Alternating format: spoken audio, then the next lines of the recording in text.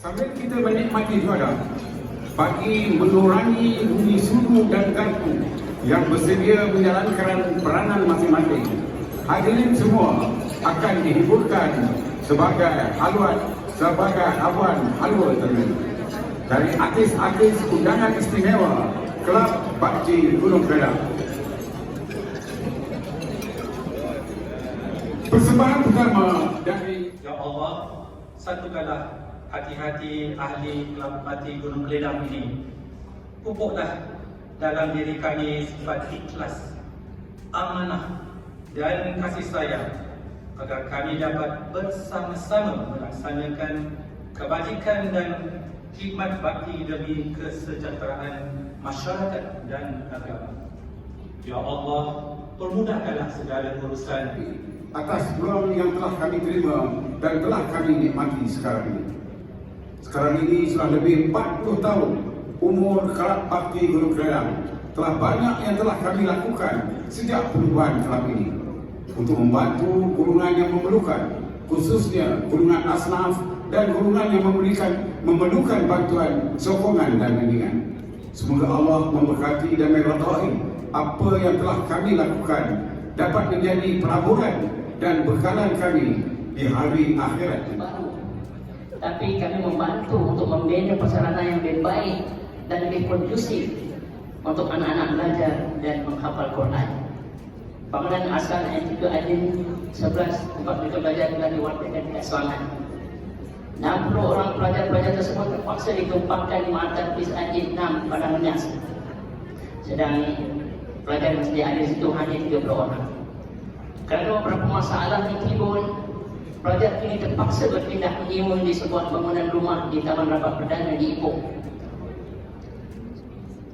Patut terima kasih kepada Tuan Presiden Kelab Bakti Gunung Kedah yang telah memberi penghormatan dan kepercayaan untuk Patut menajui projek ini dan projek-projek Bintang Tahbis dan Surau Kelab Bakti Gunung Kedah sebelum ini.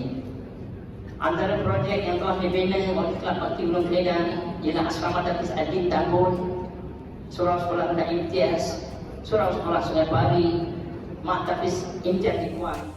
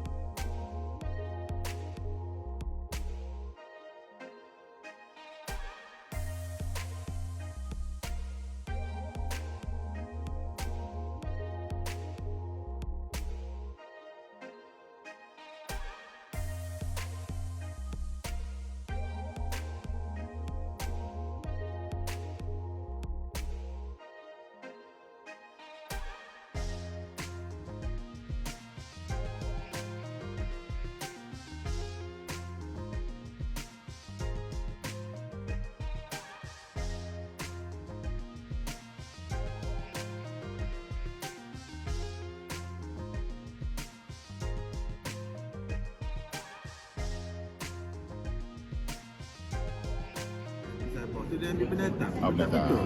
Benda lain kan. Kerana dia orang tak faham konsep yang susah. Si Pak Rodin sedia nak buat benda-benda tu semua. Dia macam K9 kan, ke K11.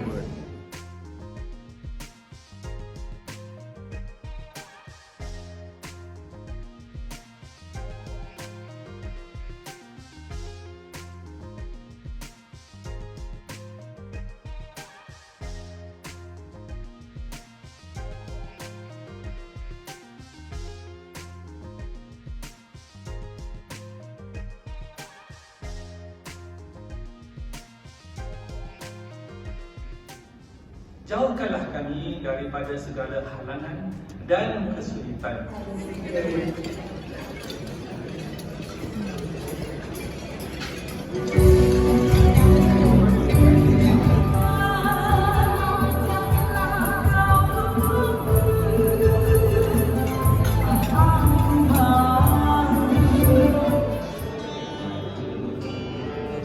Suatu hari Bila kita duduk di tepi pantai dan memandang ombak di lautan yang kian menepi, burung camar